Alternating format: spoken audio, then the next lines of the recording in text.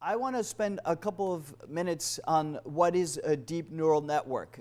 This part that I was mentioning about algorithm and data, if that works. Doesn't. What do we call deep neural networks? Deep neural networks enables the computer through this process of what's called artificial intelligence or machine learning to go from an image that the camera will see and to be able to deduct that this is a vehicle. Sometimes it's as good as being able to detecting this is a regular vehicle or it's an emergency vehicle. And the way this is done is no longer a rule-based computing, because there are so many different types of vehicles and so many different angles we could look at them in the world that it would mean millions of pictures for the computer to crunch every millisecond, so it's too much. It's the way the neural network will work is that it will go through iterations and start analyzing some pixels of the picture, and then go from one iteration to the next one, to the next one, to the next one, to finally come to a probability, stochastic probability, a percentage of saying there's 98% chances this is a vehicle. Below a certain probability, the computer is going to start recalculating from a different angle, a different image, and reprocess the whole calculation until it gets to a very, very high probability of knowing it's what it is. And this is being done through humongous data sets, very, very large databases of data where basically we teach the computer, we feed the computer with pictures of anything you can think of that you could see in the streets. Automobiles, dogs, plants, ships, it happens less on the street, but, and then we train the computer to understand, that if you see that kind of pixel, if you detect that kind of pixel in an image, eventually this is going to be this object or that object. And that's how perception in the world of autonomous driving works. So what's the state of autonomous driving today? Well, in the last 3 or 4 or 5 years, the industry has grown considerably. You now have hundreds of companies working on autonomous driving. Some building the whole stack, like Waymo and Google, to some others focusing on hardware or software, on some parts of artificial intelligence, development tools, sensors, connectivity, mapping, etc., etc. And this industry is growing, and I predict that it's going to carry the world, the United States and the world, for probably the next 3 decades. There's such a huge ecosystem around this that is in the process of being built as we speak. Now, the difficulty of autonomous driving is the following one. The premise behind autonomous driving is that the number one premise is that it's going to save lives. It's going to be safer than cars. Now, there's something that sometimes people don't understand at this point, is that the premise behind autonomous driving is not to reduce the number of fatalities on the road down to 0. No one has ever thought or said that this is ever going to happen. There will be fatalities, but the premise is that it's going to cut the number of fatalities dramatically. There are currently 40,000 fatalities every year on U.S. roads and nearly 1.3 million every year in the world.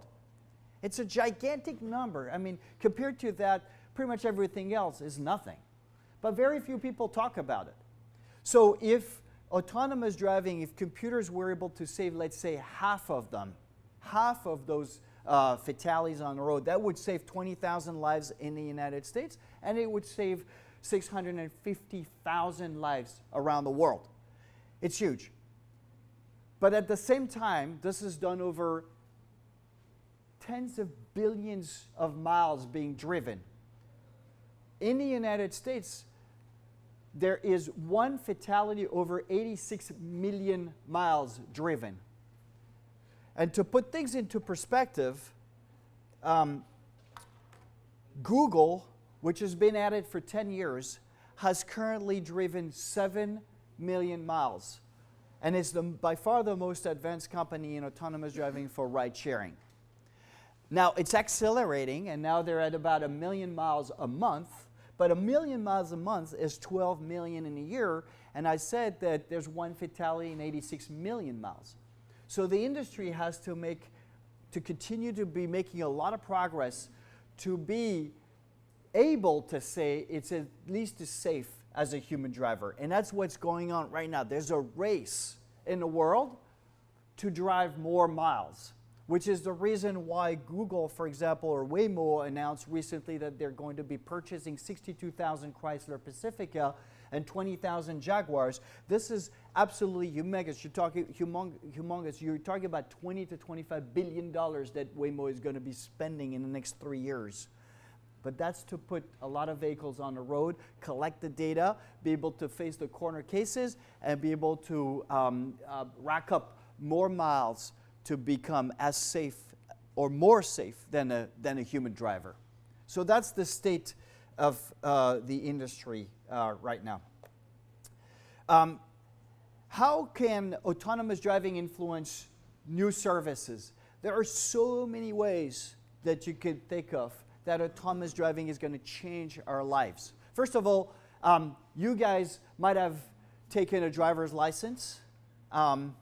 Maybe not all of you, but my kids that are, my younger kids that are 11 and 12 may never have to take a driver's license in their life. It's going to change our lives and our future considerably. Intel actually predicts that this industry is going to be a $7 trillion industry. And mobility as a service will disrupt pretty much anything that we've seen before. Ownership patterns of vehicles, which is, by the way, the least used asset in the world. 90% of the time that you have a consumer car, it's idle. And it's going to change services in many, many different ways.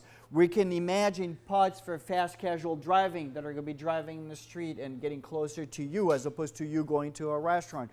Onboard beauty salons, mobile vending machines, mobile healthcare clinics. The mobility as a service business is going to explode with that kind of technology. We probably will see some significant changes in our urban environment. Do we need parking lots? Do we need those parking lots to be placed where they are right now? Is it going to save up a lot of space for maybe green spaces? How cities are going to be redesigned for that kind of industry. We can imagine location-based advertising in the vehicles. The inside of a passenger car is going to be changed completely. You're going to be watching movies or doing things while you're riding a vehicle. And so there's a lot of changes. But the first big one, we think, is going to be delivery. And the reason why delivery is going to be probably one of the first application of autonomous driving is because we don't carry passengers. So if you don't carry passengers, you're a lot safer.